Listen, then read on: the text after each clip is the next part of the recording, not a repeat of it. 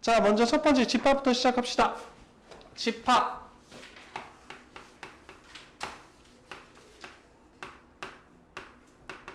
모임이에요. 모임.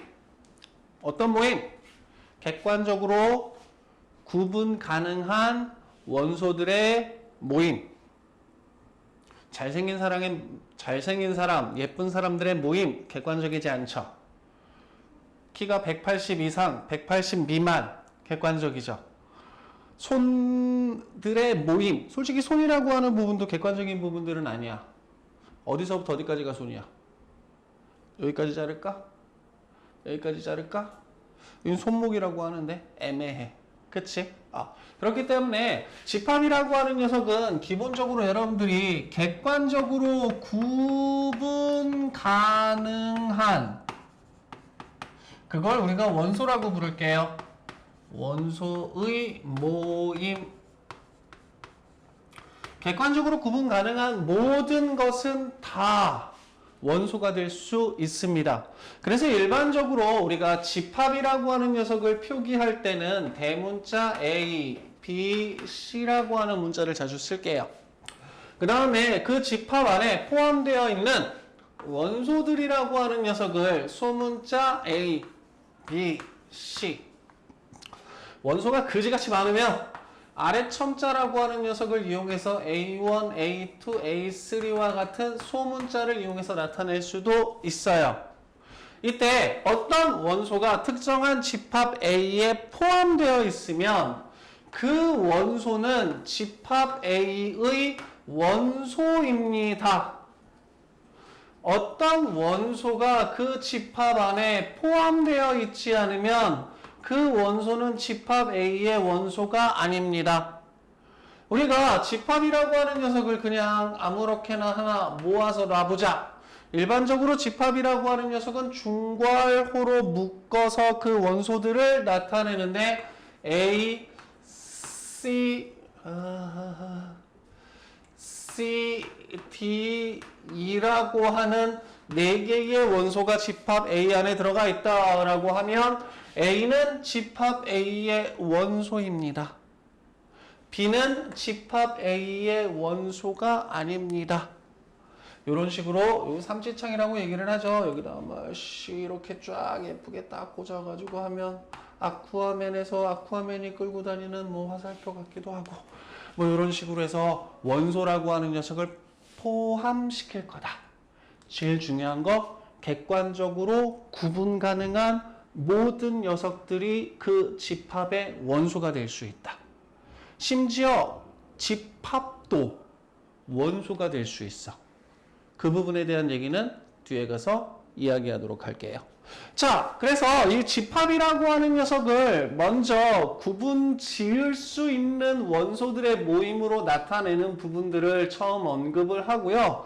이 집합을 표기하는 방법에 대한 얘기를 조금 해보도록 할게요. 어떤 집합 A라고 하는 녀석이 설정되었을 때, 정해졌을 때 이 녀석을 원소나열법, 말 그대로 그 안에 있는 집합의 원소들을 하나씩 다 써주는 걸 원소나열법이라고 해요. 그 다음 조건제시법.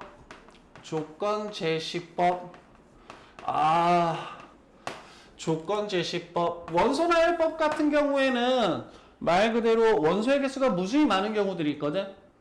100 이하의 짝수들의 집합. 50개의 짝수를 다 나열할 수는 없잖아. 그치? 몇 개 안 되는 원소들 같은 경우 원소나열법은 집합을 나타내는 직관적인 부분이기 때문에 집합에 이 원소가 들어가 있고 얘는 들어가 있으면 안 되는구나가 명확하게 드러나는데, 원소의 개수가 많으면 원소나열법이라고 하는 녀석이 한계가 생겨. 그치? 그래서 니들한테 뭘 자꾸 던져주겠어? 조건제시법으로 던져주겠지. 왜? 조건제시법이라고 하는 녀석은 그 원소가 가지고 있는 특징을 너네들한테 알려주는 거야. 그럼 너네들은 그 특징에 맞는 수, 그 특징에 맞는 식, 그 특징에 맞는 원소들을 골라낼 수 있어야 되기 때문에 실질적으로 조건제시법이라고 하는 녀석이 여러분들이 제일 어려워하는 부분들이 되고 실수도 많이 생기는 부분이기는 해요. 자, 조건제시법이라고 하는 녀석은 크게 기본적으로 그 녀석을 나타내는 형식에 익숙해지자. 첫 번째, 집합이기 때문에 중괄호를 먼저 쳐주겠죠? 그리고 그 가운데에다 막대기 하나를 세워주고 마지막에 중괄호로 닫아줄 거예요. 이 막대기를 기준으로 앞에 있는 녀석은 원소의 형식, 그 다음 이 가운데 들어가는 녀석은 그 형식이 어떤 조건을 만족시키는지 언급하고 있다라고 생각합시다. 자, 이 형식에는 다양하게 들어갈 수 있어요. 수가 들어가는 경우 x라는 문자로 나타낼 수도 있어요. 일반적으로. 정수인 경우 m이라고 하는 문자를 쓸 수도 있어요. 일반적으로. 순서상으로 만들어진 놈이 생길 수도 있습니다. 심지어 집합이라고 하는 표기로 나타낼 수도 있고요. 어떤 경우에는 함수라고 하는 녀석도 집합의 원소가 될 수도 있습니다. 그럼 이 형식이라고 하는 녀석은 내가 구해야 하는 원소가 어떤 모양을 가지고 있느냐를 먼저 알려주는 거야. 그리고 그 뒤에 있는 조건이 얘네들이 어떤 조건을 만족시키고 그 형식이 뭐가 되는가. 자, 앞에서 언급했듯이 내가 만약에 100 이하의 짝수들을 가지고 집합을 만들고 싶다라고 한다면 2, 4, 6, 8 아우 쓰기 힘들어. 그래서 뭐해? 점점점 찍고 중괄호 닫기. 그쵸? 그럼 4개만 쓸까? 5개만 쓸까? 6개만 쓸까? 한 4개 정도까지가 최고고 그 이유는 그냥 점점점. 선생님 100 이하인데요? 그래 알았어. 끝나는 거 정도는 표기를 해주자. 오케이. 이런 식으로 나타낼 수 있고 주어진 녀석을 조건 제시법으로 나타낸다 라고 하면 먼저 얘는 수야. 실수는 x나 y라는 문자를 쓰는 게 일반적이야.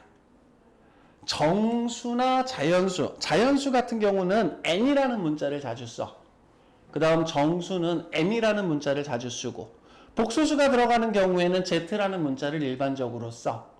그래서 뭐 형식이라고 하는 녀석은 수기 때문에 그냥 아무거나 써도 상관은 없지만 문제를 출제하는 사람의 입장에서는 야 그래도 내가 정수를 건드리는 경우니까 난 여기다 m이라는 문자로 써줄게.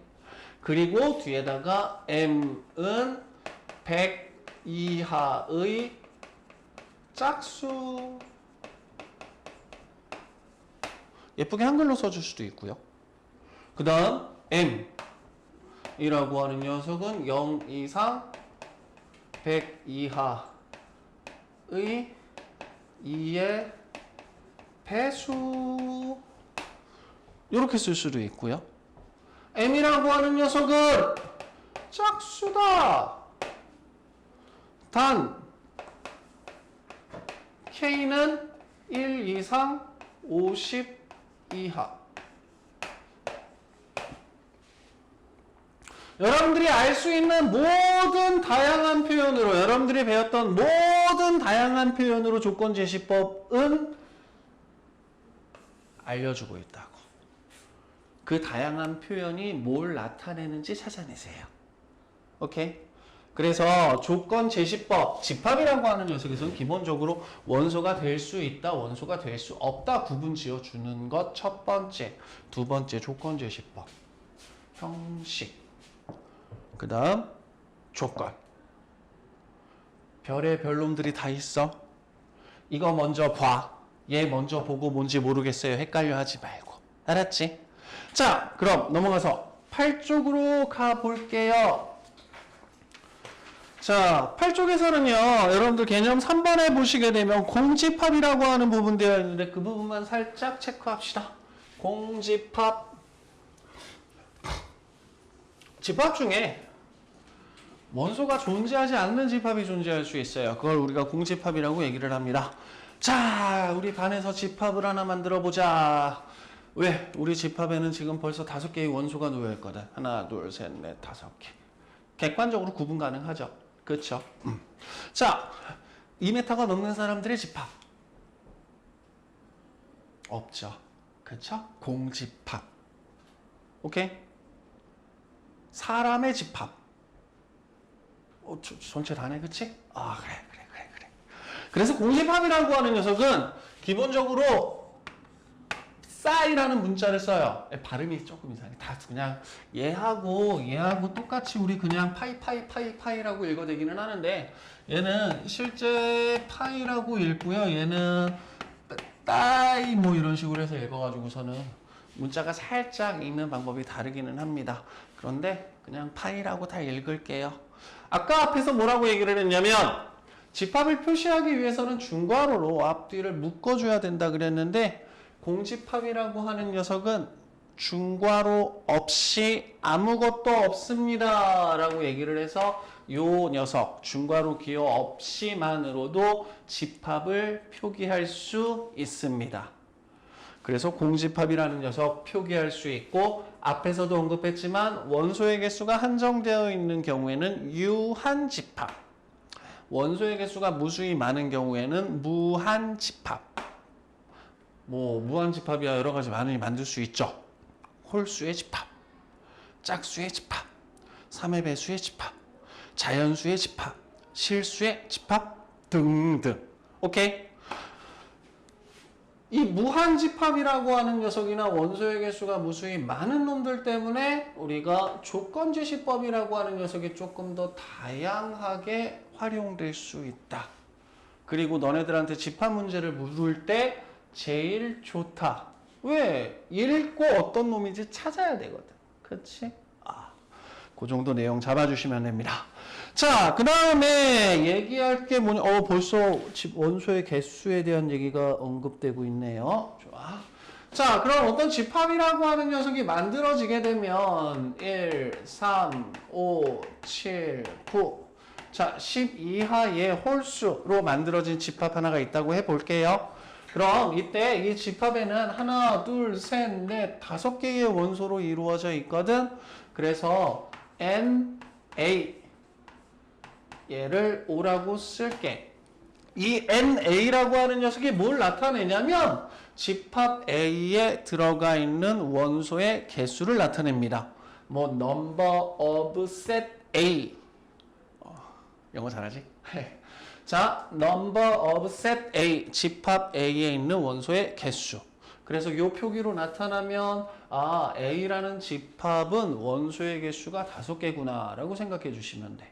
자, 근데 여러분들이 헷갈리는 부분 중에 하나가 뭐냐면 B가 공집합일 때 집합 B의 원소의 개수는 몇 개죠? 없어요. 자, 그럼 가끔 헷갈리는 친구들이 있는데 0이라고 하는 녀석을 가지고 있는 집합은 원소의 개수가 몇 개죠? 앞하고 다르게 조금 C로 바꿔볼까? 얘는 원소의 개수가 1개인 거야. 그치? 0을 원소로 가지고 있다. 0이라고 하는 수가 원소인 거다. 아무것도 없다. 공집합인 거다. 존재하지 않는다. 집합 안에 원소는 없다. 0. 0이라고 하는 녀석은 숫자 0이 있다 없다를 나타내는 거야. 0이 포함되어 있는 집합과 공집합 헷갈리지 마세요. 알았지? 자, 그러면 넘어가서요. 우리 문제들을 조금 한번 보도록 할까요? 자, 대표형 1번부터 볼게요. 집합인 것을 골라라. 객관적으로 구분 가능한 녀석들로 만들어져 있는가? 먼저 기억, 짝수인 자연수의 모임. 객관적으로 구분 가능하다. 니은, 100에 가까운 수. 자, 이 100에 가까운 수라고 하는 녀석을 100에 가까운 자연수의 모임이라고 하면 집합이 될 수 있나요? 100에 가장 가까운 자연수의 모임이라고 하면 집합이 될 수 있나요? 될 수 있죠. 100에 가장 가까운 수는 99하고 101이라고 하는 자연수가 100에 가장 가까운 자연수죠. 맞아요. 자, 니은 옆에다가 체크할게요. 100에 가장 가까운 자연수의 모임이라고 얘기를 하면 그 집합 안에는 99와 101이라고 하는 2개의 원소가 들어갈 수 있습니다.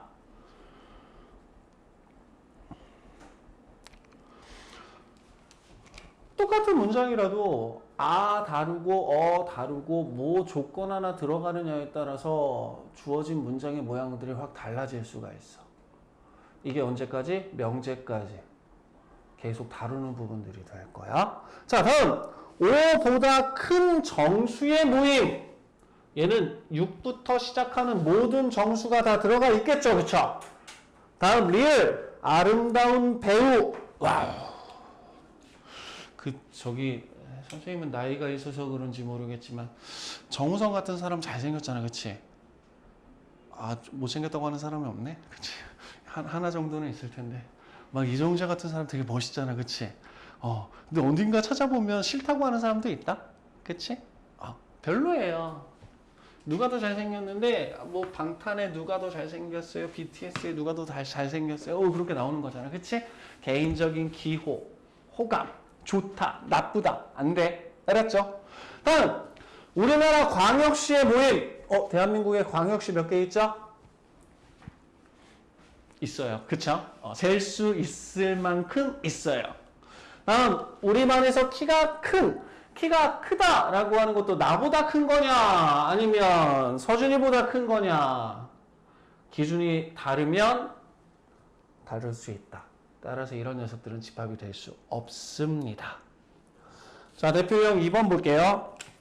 자, 20보다 작은 소수의 집합을 A라고 하자. 자, 집합 A라고 하는 녀석을 우리가 원소 나열법으로 나열을 한번 해볼게. 자, 소수라고 하는 녀석은 1과 자기 자신을 약수로 갖는 수를 얘기를 하고 가장 작은 소수는 2입니다. 이 2라고 하는 소수가 조금 유별나죠. 나머지 소수들은 다 홀수인데 지 혼자 짝수야.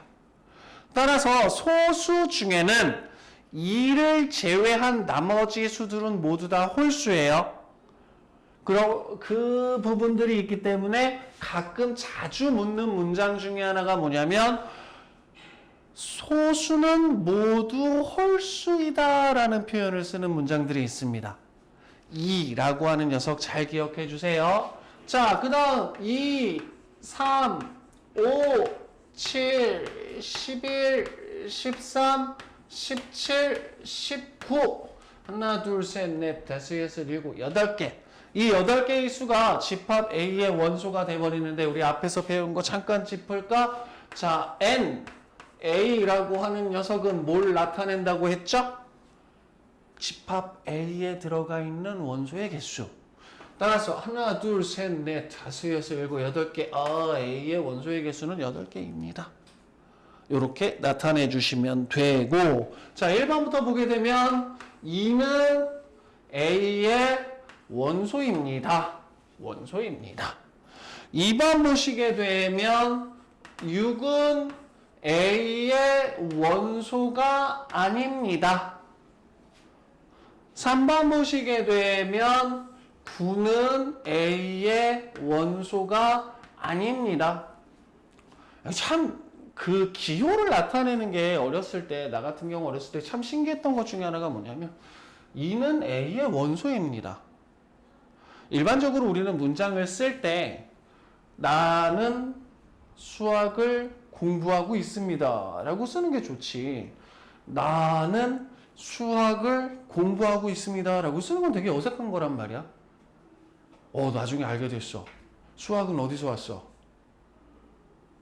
우리나라에서 안 왔어, 그치? 외국 수학이야. 그래서 I study math가 돼버리는 거야. 그럼 2는 원소입니다. A. 6은 원소가 아닙니다. 집합 A. 9는 원소가 아닙니다. 집합 A. 영어 어순하고 완전히 똑같죠? 표현 자체가. 그치? 이런 부분들이 있어. 우리나라만의 독자적인 수학을 만들어야 되는데 말이야. 그치? 자, 다음 15는 A의 원소가 아니죠. 그 다음 19는 A의 원소입니다. 뭐 대충 기호 표기라고 하는 녀석들이 영어의 어순을 따르고 있다 정도로만 기억해 주시고, 원소냐 원소가 아니냐 얘네들을 구분 짓는 게 집합에서 제일 첫 번째다라고 생각하시면 되겠습니다. 자, 그러면서 슬쩍 넘어가 볼게요. 자, 10쪽에서 나타나는 집합의 표현은 조건제시법이나 원소나열법이냐에 대한 부분들이 돼버리는데, 기본적으로 조건제시법을 원소나열법으로 나타내는 건 딱 한 개의 답밖에 없어요.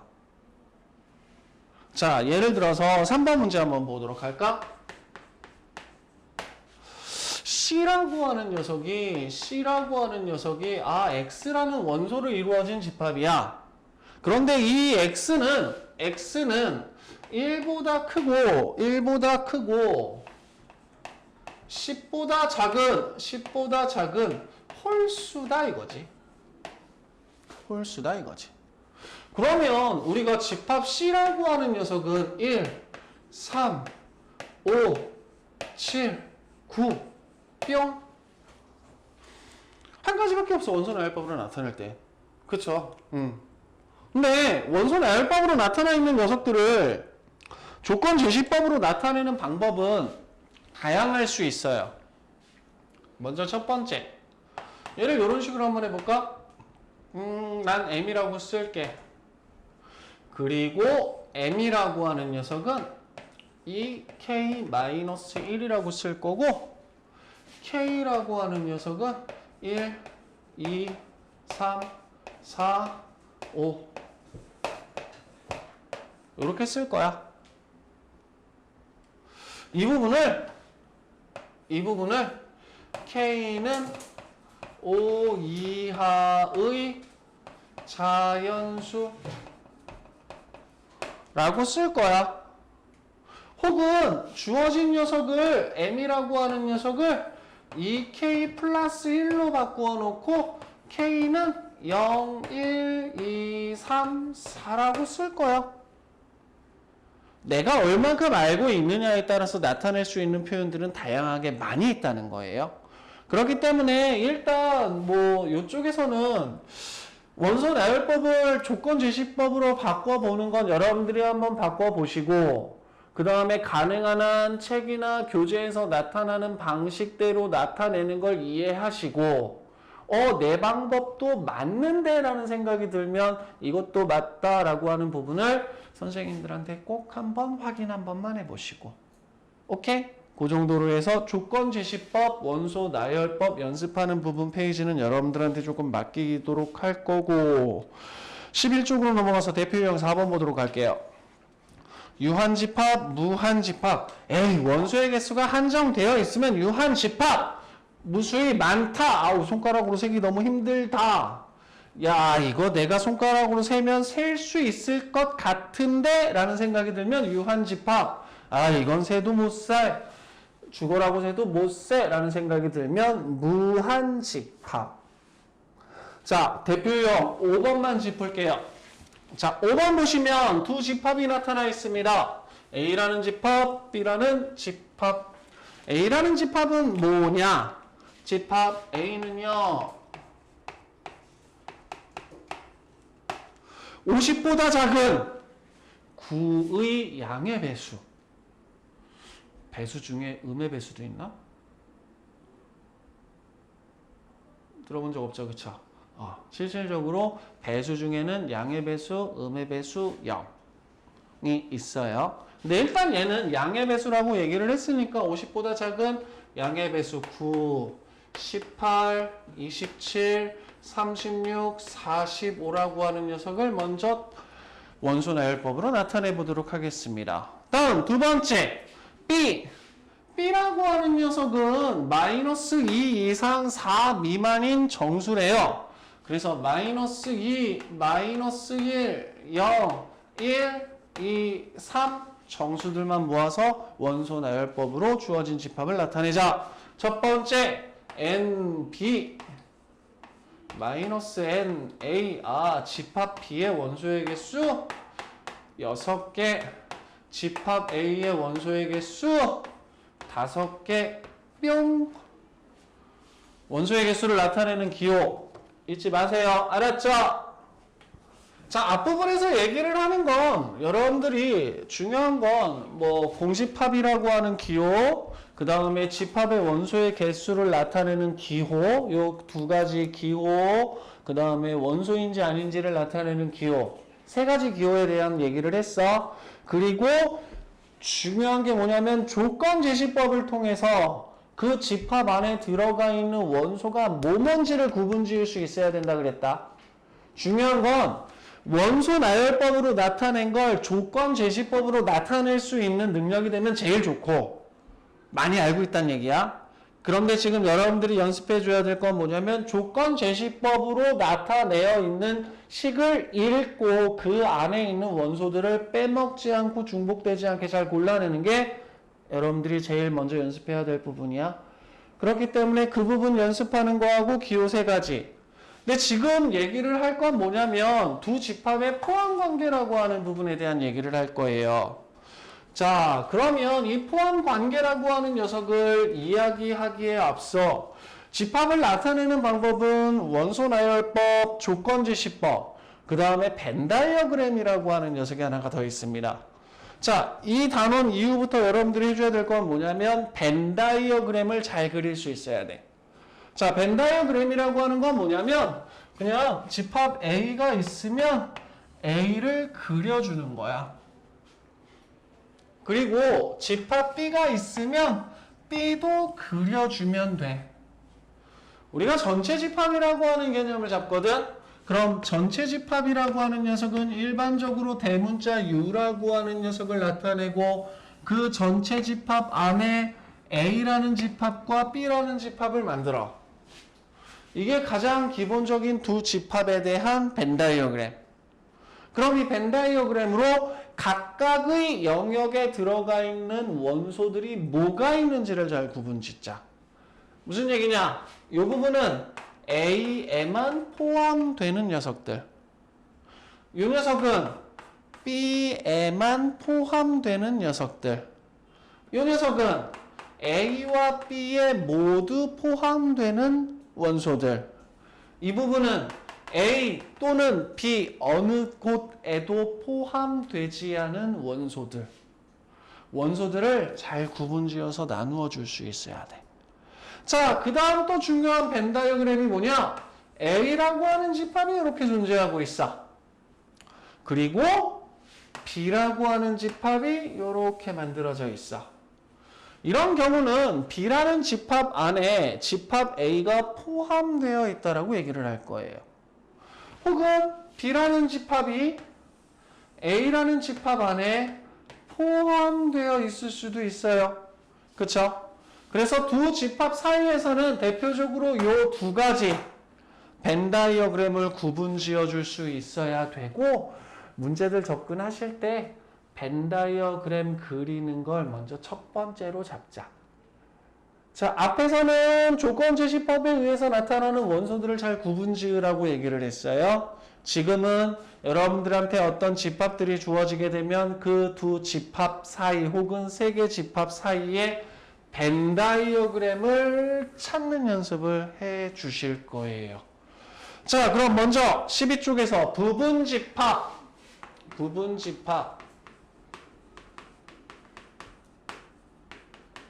자, 부분집합이라고 하는 녀석은 뭐냐? 어떤 집합이 주어져 있을 때 그 집합의 원소들 가운데 일부 또는 전체를 가지고 따로 집합을 만들어내는 걸 부분집합이라고 합니다.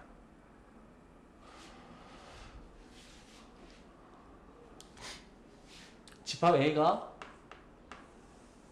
집합 B의 일부분일 때 A는 B의 부분 집합입니다 라고 얘기를 할게요.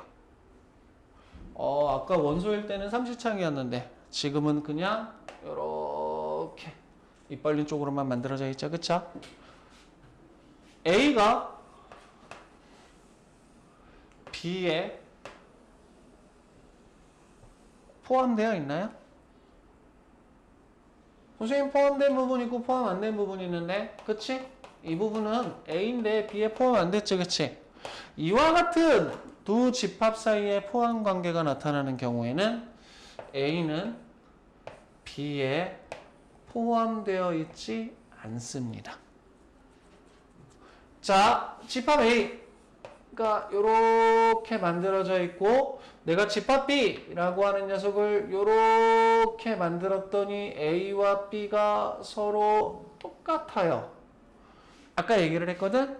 어떤 집합이 주어져 있을 때 그 집합에 포함되어 있는 원소들 가운데 일부 또는 전체를 가지고 부분 집합을 만들 수 있다 그랬어.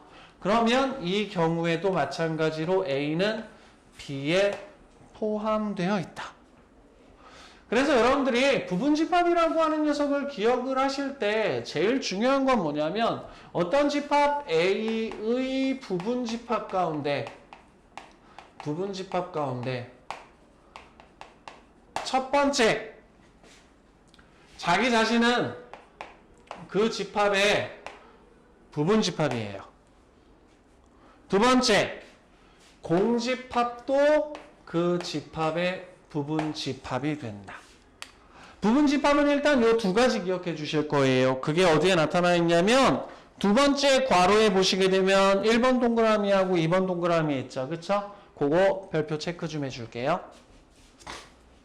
자, 세 번째 동그라미 A가 B에 포함되어 있고 B가 C에 포함되어 있으면 A는 C에 포함되어 있다. 당연하지. 그렇지 않아? 당연하잖아. 그치? 그냥 이 문장 자체가 어색하거나 이상할 거 없는 거잖아. 그치? A라고 하는 녀석이 어떤 집합의 부분 집합이고 B라고 하는 녀석도 어떤 집합의 부분 집합이 되면 처음에 있던 A는 반드시 C의 부분 집합이 될 수밖에 없지. 그치? 당연하지. 당연한 거야. 오케이? 3번은 별표 쳐놓을 거야.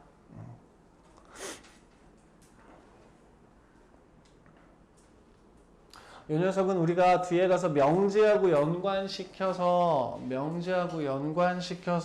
연결되는 부분들이 있으니까 잘 기억해 두세요. 자, 다음 서로 같은 집합, 두 집합의 상등이라고 표현을 하는데요. 집합의 상등, 집합의 상등 서로 같다. 두 집합이 서로 같은 걸 판단하는 제일 좋은 방법은 뭐냐면 원소를 하나하나 비교하면 돼요. 그래서 A에 들어가 있는 모든 원소가 집합 B에 모두 들어가 있으면 두 집합은 서로 같은 거야. 오케이? 그런데 우리가 원소를 하나하나 다 구분하지 못하는 경우들이 있어. 어떤 집합? 무한 집합. 뭐 원소의 개수가 한 100개, 1000개만 돼도 솔직히 비교하기 힘들지 뭐. 그 1000개 놓고서 어떻게 비교를 하겠어. 그치? 그래서 먼저 두 집합이 서로 같다라고 하면 A와 B는 서로 같습니다 라고 표기를 하게 될 거고, 어떤 두 집합이 서로 같다라고 얘기할 수 있으려면 첫 번째, A가 B의 부분 집합이고 B가 A의 부분 집합이면 우리는 A는 B하고 서로 같다라고 얘기를 할 거예요. 아까 얘기했어? 뭘?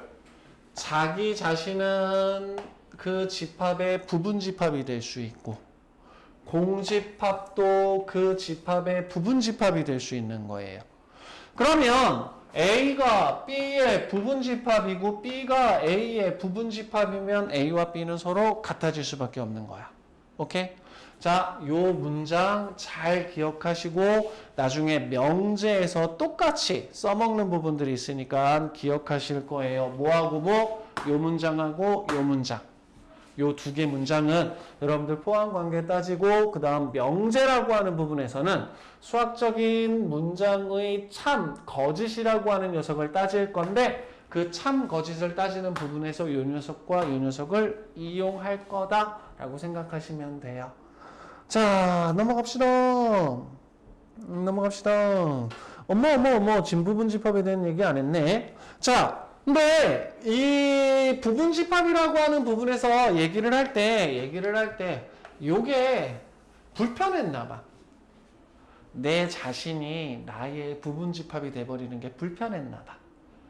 왜냐하면 우리가 부분이라고 하는 얘기를 듣게 되면 말 그대로 야 부분만 먹어라, 일부분만 먹어라 라고 얘기를 엄마가 맛있는 케이크를 집에다 갖다 놨는데 집에 케이크 있으니까 일부분만 먹어라 라고 해서 네 알겠습니다 하고선 케이크를 다 먹고 엄마가 왜 다 먹었니? 자기 자신은 부분이에요 전체에 라고 얘기를 하면 혼날 것 같잖아, 그치? 그래서 뭐라도 조금 남겨놔야 될 것 같으니까 케이크에 뭐 조그만 꼬다리를 남겨놓거나 뭐 하는 그런 식으로 저기를 하게 되는데 아무래도 자기 자신을 포함하고 있는 게 되게 불편했나 봐. 그래서 부분집합이라고 하는 녀석에서 진부분집합이라는 개념을 집어넣었어요. 진짜 부분집합이다. 그럼 전체 우리가 만들 수 있는 부분집합 중에서 자기 자신은 빼고 나머지 녀석들만 가지고 부분집합을 진짜 부분집합이라고 이야기를 해준 거야. 오케이? 그래서 진부분집합은 진부분집합은 A가 B의 부분집합이고 A가 B와 서로 같지 않으면 A를 B의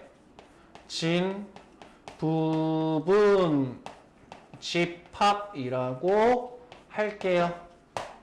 그럼 진부분집합을 구하고 싶으면 구할 수 있는 모든 부분집합 가운데서 자기 자신만 빼면 되겠죠? 그쵸? 한 개만 빼주면 된다.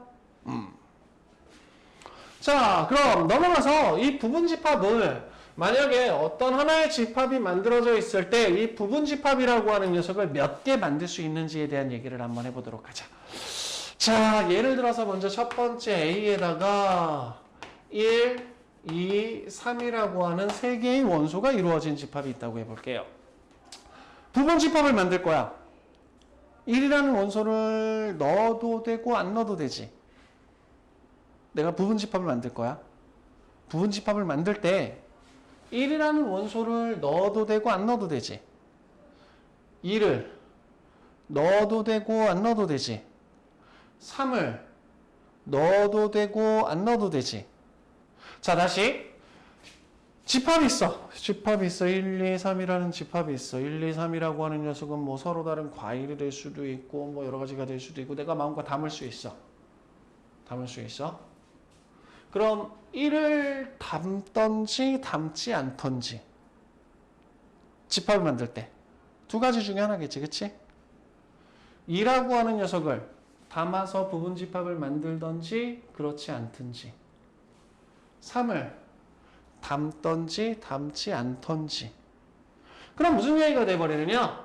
1이라는 원소와 2라는 원소와 3이라는 원소가 있을 때 내가 부분집합을 만들기 위해서 각각의 원소들을 담을지 말지를 선택하는 표를 하나 만들어 보게 되면 1을 안 담아서 만들 거야.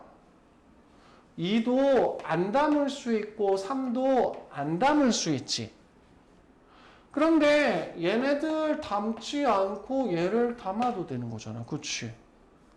그 다음 담고 안 담고 담고 담고 그 다음 잠깐만요.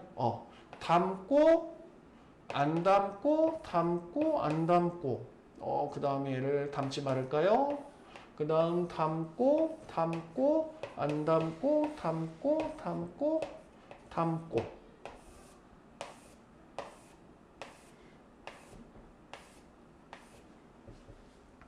그럼 첫 번째 경우에는 아무것도 안 담았죠. 그래서 공집합이 만들어진다. 두 번째 경우에는 3이라는 녀석 하나만 담겨 있잖아요. 그쵸? 그럼 3이라는 녀석 하나. 여기서는 2라는 녀석 하나. 여기서는 2와 3이라는 녀석 하나. 여기서는 1과 3이라는 녀석 하나. 1이라는 녀석 하나. 1과 2라는 녀석 하나. 1, 2, 3이라는 녀석 하나. 그럼 내가 부분집합이라고 하는 녀석을 만들 때 각각의 원소를 담느냐 담지 않느냐로 그 원소를 가지고 부분집합을 만드느냐 안 만드느냐가 결정이 돼. 너네들 올리브영 같은 데 가서 이 립스틱을 담을까 말까, 이 선크림을 담을까 말까, 그치? 바구니 안에 부분집합을 만드는 거야. 그치? 그러면 이때 만들 수 있는 경우의 수는 매번 부분집합이라고 하는 녀석을 구할 수 없으니까, 자, 첫 번째 원소를 담느냐 담지 않느냐 두 가지 경우가 생기고, 두 번째 원소를 담느냐 담지 않느냐 두 가지 경우가 생기고, 세 번째 원소를 담느냐 담지 않느냐 두 가지 경우가 생기기 때문에 이때 집합 A의 원소의 개수가 3개일 때 우리가 만들 수 있는 부분집합의 가지수는 8가지를 만들 수 있다.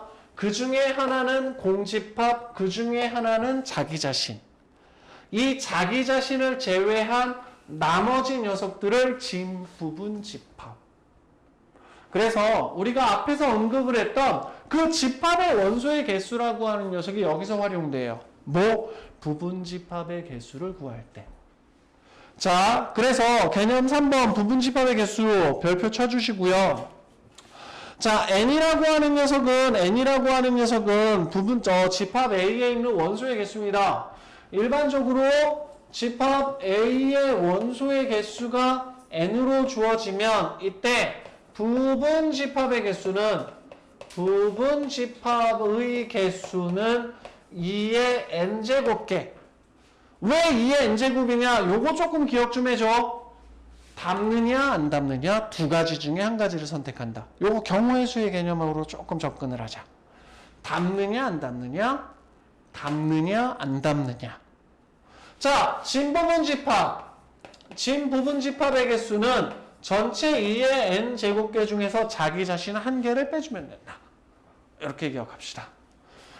자, 요 부분집합의 개수 구하는 부분들이 문제로 되게 많이 나타나게 되는데요.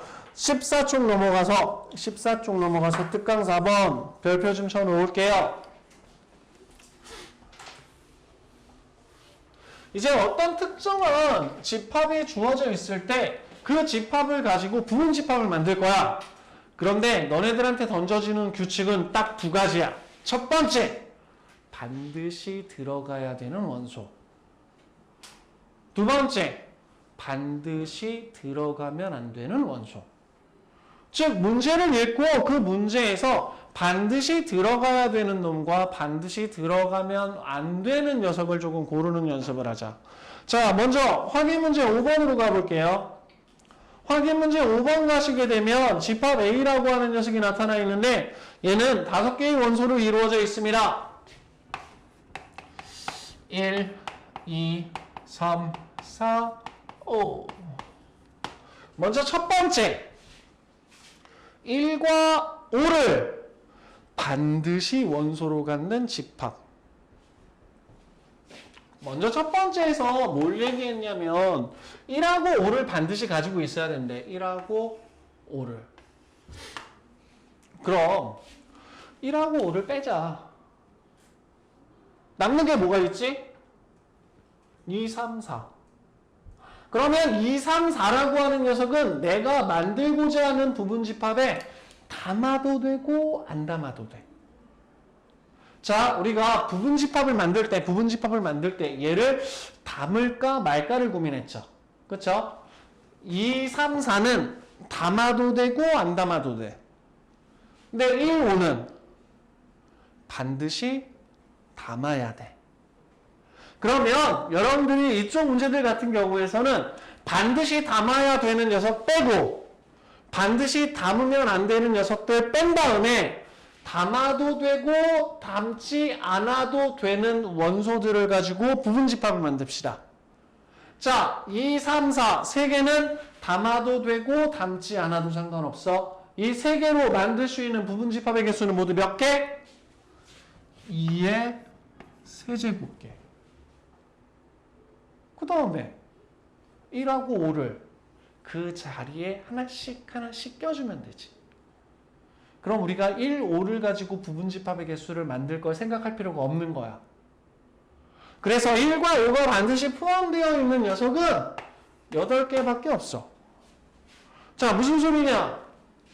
2, 3, 4를 가지고 먼저 첫 번째 공집합을 만들 거야.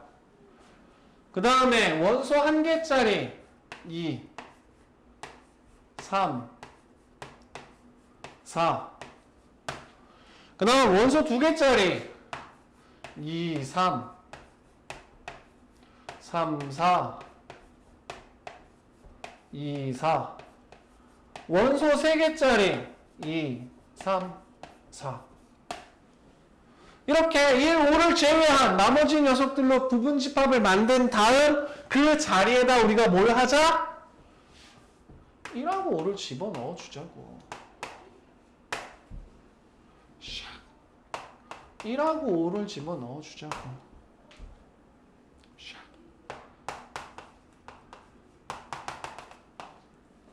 그럼 여기서는 우리가 구하고자 하는 부분집합의 개수라고 하는 녀석은 반드시 포함되어야 하는 원소를 빼고 반드시 포함 안 되는 원소들을 뺀 다음 남은 원소들로 만든 부분집합의 개수가 우리가 찾고자 하는 부분집합의 개수하고 똑같아진다는 얘기가 돼요. 자, 두 번째. 2, 3, 4를 원소로 갖지 않는 집합 A. 이번에는 2하고 3하고 4를 반드시 원소로 갖지 않는데, 그쵸? 그럼 남는 게 1하고 5밖에 없죠. 그럼 두 번째 문제 같은 경우에는 4개밖에 없는 거죠. 다음 1과 3을 반드시 원소로 갖고 4를 원소로 갖지 않는다 그랬거든. 그럼 1과 3이라고 하는 녀석은 반드시 포함할 거고 4는 포함하지 않을 거야. 그럼 남는 게 2하고 5밖에 없거든. 2하고 5는 들어와도 되고 나가도 되고. 그래서 세 번째도 마찬가지로 2의 제곱이 되면서 4가지가 돼버린다는 거예요. 그래서 이 규칙을 가지고 우리가 부분집합의 개수를 찾을 때는 반드시 포함되어야 하는 원소와 반드시 포함되면 안 되는 원소를 조금 구분짓는 연습을 좀 할 거예요. 자, 넘어가서 17쪽으로 먼저 가볼게요. 17쪽 대표 유형 3번하고 대표 유형 4번을 좀 한번 보자. 어렵게 보지 말자고. 집합 A가 있어. 하나, 둘, 셋, 넷, 다섯, 여섯, 7개의 원소로 이루어진 집합 A가 있어. 근데 그 다음에 표기가 뭐냐면 3은 어떤 우리가 라지 X라고 하는 집합을 만들 건데 그 라지 X라는 집합 안에는 3이 반드시 원소래. 그리고 7과 10은 원소가 아니래.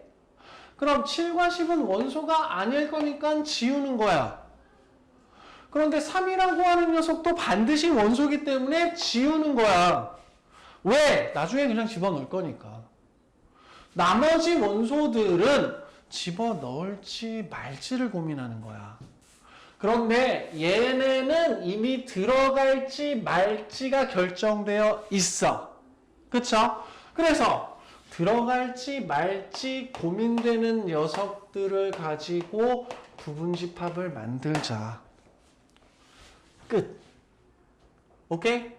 그래서 첫 번째는 반드시 들어가야 되는 원소, 반드시 들어가면 안 되는 원소들로 표현이 되어 있고요. 자, 다음 4번. 두 집합 A라고 하는 녀석이 2와 3으로 이루어져 있고요. B라고 하는 녀석이 1, 2, 3, 4, 5로 이루어져 있어요. 이때 밑줄 쳐줄게요. A가 X가 0이다.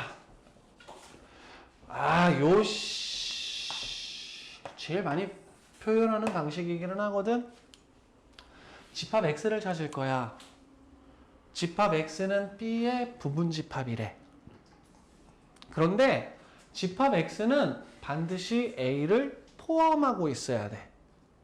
벤 다이어그램 상으로 그려보게 되면 A라고 하는 녀석이 B라고 하는 녀석이 이렇게 그려져 있는데 2와 3이라고 하는 녀석은 A에 들어가 있고 나머지 1, 4, 5라고 하는 녀석이 이렇게 만들어져 있거든.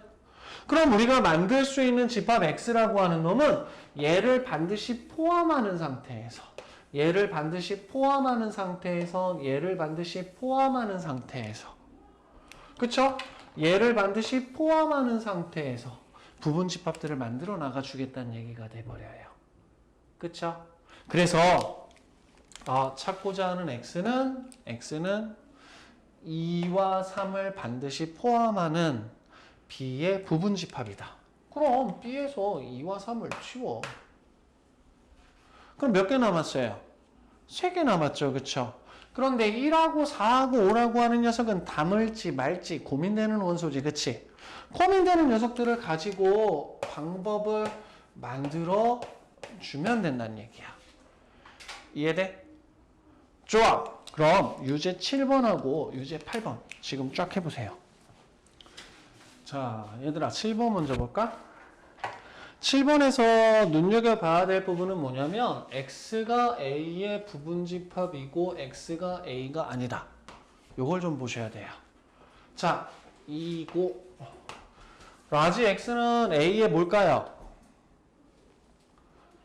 진부분집합이죠. 그쵸? 그럼 우리가 진부분집합이라고 하는 걸 찾을 때는 전체 부분집합에서 전체가 되는 녀석 하나만 없애준다 생각하면 되는 거였지. 그치? 자, A의 부분집합 가운데 2하고 4를 반드시 원소로 갖는다라고 얘기를 했으니까 2하고 4는 지우자. 그럼 6하고 8, 10은 담을지 말지 고민되는 놈들이네. 그치? 그럼 고민되는 놈들로 부분집합을 만들자. 어차피 저 녀석 안에다가 2, 4를 한 번씩 다 집어넣어 줄 거거든. 그런데 우리는 한 가지 빼야죠? 뭐? 2, 4, 6, 8, 10으로 만들어지는 자기 자신. 그래서 여기서 구하고자 하는 건 7개. 저거 보고 진부분집합인 거 읽을 수 있었어야 돼요. 자, 다음 8번 문제. 자, A는 인수분해해서 풀면 1하고 6인가요? 그 다음 B라고 하는 녀석은 12의 양의 약수라고 얘기를 했으니까 1, 2, 3, 4, 6, 12. 이때 A, X, B. 뭐 이제 이 표현 익숙해지죠? 우리가 찾으려고 하는 건 B의 부분집합이에요. B의 부분집합 중에서 A라는 녀석을 반드시 포함하고 있는 B의 부분집합을 찾아주면 돼요. 그럼 B의 원소들 가운데 1과 6을 반드시 포함하고 있는 부분집합. 하나, 둘, 셋, 4개는 담을지 말지 헷갈리는 놈들이지, 그치? 그래서 2의 4제곱 16.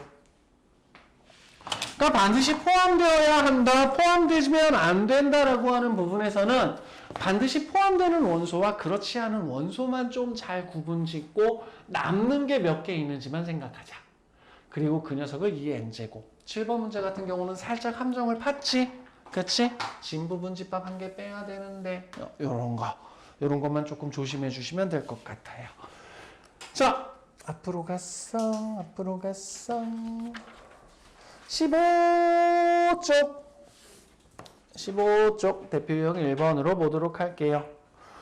대표형 1번 같은 집합 A는 별표를 좀 쳐주세요. 왜냐? 아까도 얘기를 했지만 우리가 집합이라고 하는 녀석에 들어가는 원소는 구분되어질 수 있는 모든 것을 다 그 집합의 원소로 할 수 있다 그랬어. 심지어 집합도 원소가 될 수 있어. 자, 얘들아 얘는 뭐야? 집합이야. 원소가 2개짜리인 집합이야. 그럼 집합 A라고 하는 녀석은 원소를 0이라고 하는 원소 하나와 1이라고 하는 원소 하나와 0과 1을 원소로 하는 집합 1개. 요 3개가 집합 A의 원소가 돼버리는 거예요. 그러면 이 녀석을 가지고 우리가 집합의 원소의 개수를 따진다라고 하면 3개. 선생님 저 집합 들어가 있는 게 헷갈리는데? 헷갈리면 그냥 A라고 해. 이 자체를 이 집합으로 만들어진 원소 자체를 A라고 놓고 생각해. 그럼 얘는 0과 1과 A라는 녀석으로 만들어진 집합이야. 오케이? 자, 그러면 먼저 이 녀석을 가지고 우리가 부분 집합을 만들어 보게 되면 먼저 공집합. 그 다음 원소 한 개짜리 0, 1, A. 이렇게 만들어지죠? 자, 다음 원소 두 개짜리 0하고 1, 1하고 A, 0하고 A. 그 다음 원소 3개짜리 0, 1, A. 자, 여기서 여러분들이 조금 조심해서 보셔야 될 게 이거죠. 얘는 A 한 개를 가지고 집합이 만들어진 놈이거든. 그렇기 때문에 이 녀석을 원래 제대로 표시를 하려면 0, 1이라고 하는 녀석을 포함하고 있는 집합이기 때문에 얘가 나타내는 건 얘예요. 집합 표시가 두 개 겹쳤다 그래서 헷갈리지 마세요. 여기서 원소는 이 녀석이 원소인 놈인 거니까. 자, 그럼 먼저 기억부터 볼까? 공집합은 A의 원소이다. 틀렸죠? 그쵸? 공집합이라고 하는 녀석은 모든 집합의 부분 집합이 돼버립니다. 다음, 니은 참이죠? 다음, 디귿 부분 집합이죠? 리을 참이죠? 미음 참이죠? 비읍 거짓이죠? 왜? 0과 1이라고 하는 녀석 두 개의 원소를 가지고 있는 집합이 원소가 되는 부분 집합은 중괄호가 이런 식으로 두 개가 겹쳐서 나타나야 돼요. 그래서 비읍 같은 경우는 이렇게 나타내 주거나 아니면 이렇게 원소 표시를 해줄 수 있어야 된다. 오케이? 요거 헷갈리지 마요. 알았지? 더 헷갈리는 부분들이 뭐냐면 여러분들 유제 3번 같은 문제예요. 유제 3번 문제 한번 해보세요. 자, 유제 3번 기억은 참인가요? 서준아 참이냐 거짓이냐? 참이죠. 자, 여기서 니네들이 요거 잘 봐야 돼. 요거 칠판 좀 잠깐 한번 봐봐. 내가 뭘 만들 거냐면 A라는 집합을 하나 만들 거야. A라는 집합을 하나 만들 건데 이 A라고 하는 녀석은 0하고 1이라고 하는 녀석을 원소로 가지고 있는 집합이야. 그럼 이 A의 부분 집합은 몇 개 만들 수 있지? 원소가 두 개니까 4개 만들 수 있지, 그치? 그럼 이 A의 부분 집합을 가지고 내가 집합 하나를 만들게. 그걸 우리가 명집합이라는 이름으로 그것도 설정이 되어 있어. 그래서 이 두 개의 원소를 가지고 우리가 부분 집합을 만들면 공집합 0, 1, 1. 니네들이 이 파이라고 하는 녀석을 볼 때 쟤는 공집합이 아니야. 그냥 파이야. 파이라는 문자를 우리가 공집합으로 나타내겠다는 거야. 만약 얘네들이 정립이 될 때 영어라고 하는 녀석을 썼으면 저 파이 대신에 알파벳 A나 알파벳 P가 들어갔을 수도 있어. 우리 앞으로 P는 공집합이라고 나타내자. 그런데 그 알파벳이라고 하는 녀석을 가지고 우리가 집합을 만들 수도 있는 거지, 그치? 자, 그럼 이 4개의 부분 집합을 가지고 우리가 집합 하나를 만들자.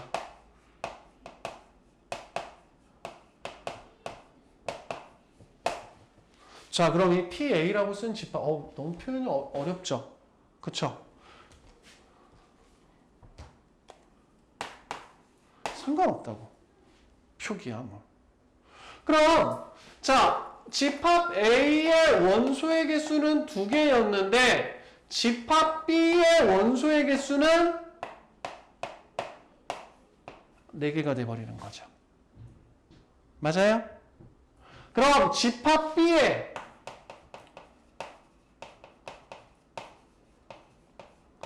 부분 집합은 모두 몇 개가 될까?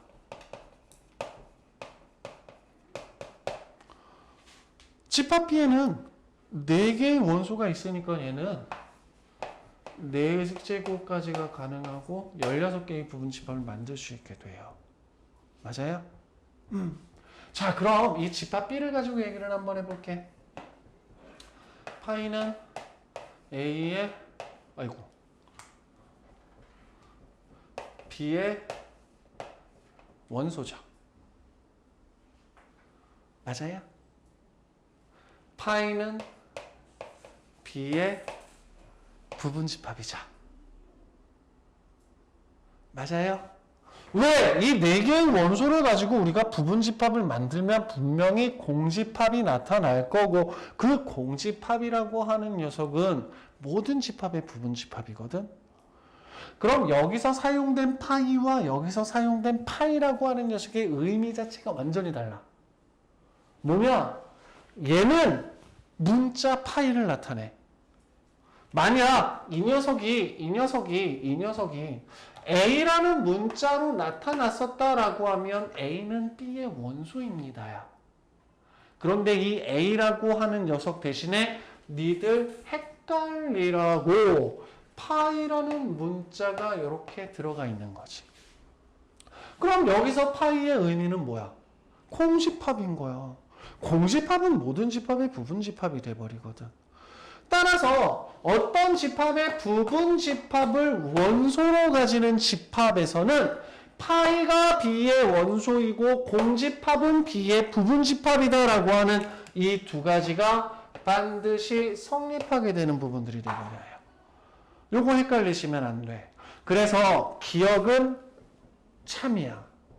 그리고 그 기억 밑에다가 요것도 하나 써주세요. 공집합은 A의 부분 집합이다. 자.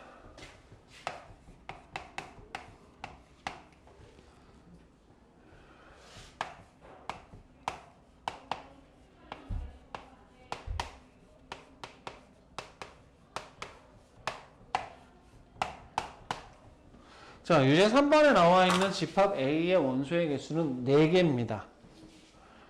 그래서 파이가 A의 원소이면서 파이는 A의 부분 집합이 돼버려. 집합이 원소로 들어가 있으면 되게 헷갈려. 근데 니네들이 자, 요거를 A, B, C, D라는 하나의 문자로 바꿔서 놓고 생각을 하게 되면, 자, B는 A의 원소죠.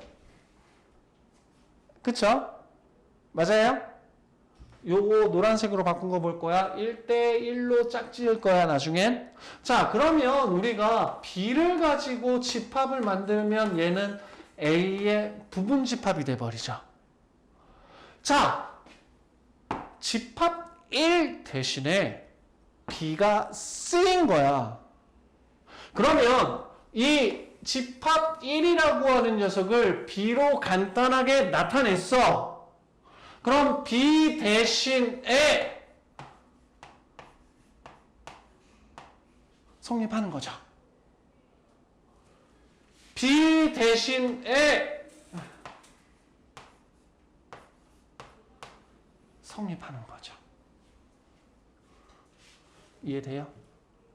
자, 그러면 이번엔 A 가지고 얘기 한번 해보자. 자, A는 A의 원소예요. A를 가지고 우리가 한 개짜리 집합을 만들면 A의 부분 집합이 돼버려. 그런데 난 파이를 A로 바꿔본 거거든? 그럼 이 A라는 녀석 대신에 파이를 집어넣으면 파이는 A의 원소가 돼버리고 A라는 문자 대신에 파이를 집어넣게 되면 얘는 A의 부분 집합이 돼버리지. 그래서 집합의 원소 가운데 공집합이 원소로 나타나는 경우에는 세 개가 맞다라고 생각하고 넘어가. 첫 번째, 두 번째,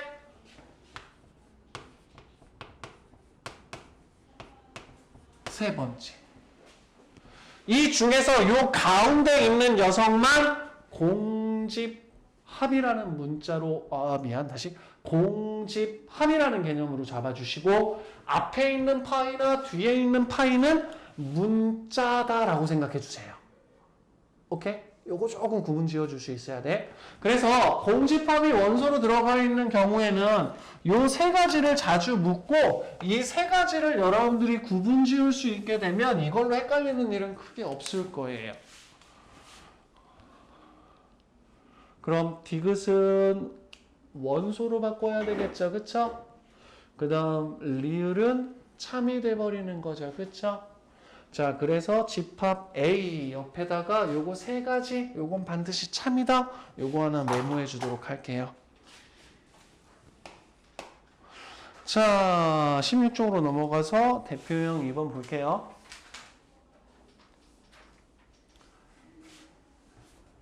자, A는 원소가 2개인 집합이고 B는 원소가 3개인 집합이라는 거야. 그런데 A가 B의 부분 집합이래. 이런 경우에 니들이 봐줘야 되는 건 뭐냐면 B에 포함되어 있는 집합 A에서 명확한 3이라는 녀석을 보자. 얘가 어디 있으면 돼? B에 있으면 돼. 그럼 3이 5하고 같을 수는 없으니까 우리가 판단할 수 있는 건 A 빼기 1이라고 하는 녀석이 3이 되는 경우 또는 이 A 플러스 1이 3이 되는 경우. 선생님 막 5 같은 거 안 따져도 돼. A 플러스 1이 5 안 따져도 돼. 왜? 집합 A에 3이라고 하는 명확한 원소가 들어가 있고 집합 B에는 3이라고 하는 녀석이 어디 있는지 모르거든. 그래서 이 두 가지만 보시면 돼. 안에 포함되어 있는 원소 중에서 명확한 한 개의 원소가 어느 녀석하고 같아야 되는가. 벤 다이어그램상으로 보시게 되면 A라고 하는 녀석이 이렇게 되어 있고 B라고 하는 녀석이 이렇게 되어 있어. 근데 3이라는 녀석이 이렇게 쏙 있대. 그런데 B 어느 곳에서든 3이 어디에 있는지 알 수가 없네. 그럼 우리는 먼저 A가 4일 때 그럼 얘를 가지고 집합을 나타내세요. B 5 3, 4, 2, 8, 9. A가 B에 포함되어 있네. 참. 다음. A가 1일 때 A를 나타내면 3하고 2. B는 5, 0, 3. B가 A를 포함 못 시키죠. 그쵸? 지워. 그래서 A는 4. 포함되어 있는 명확한 원소 하나만 보고 접근하자. 알았죠?